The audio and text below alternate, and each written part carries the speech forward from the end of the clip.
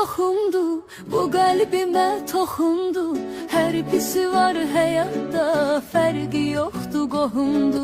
Dünya fəna dünyadır, daim olan Allahdır. Sığın ona, işinə bax, olma beyni dumanlı.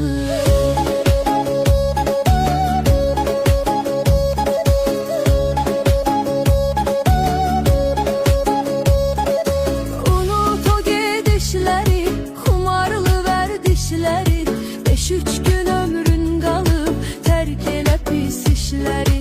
Nəfsinə qalib gələn, pis arzuları dəf edən. Ayılanda şükür edəcək, yaxşı ki etmədim mən.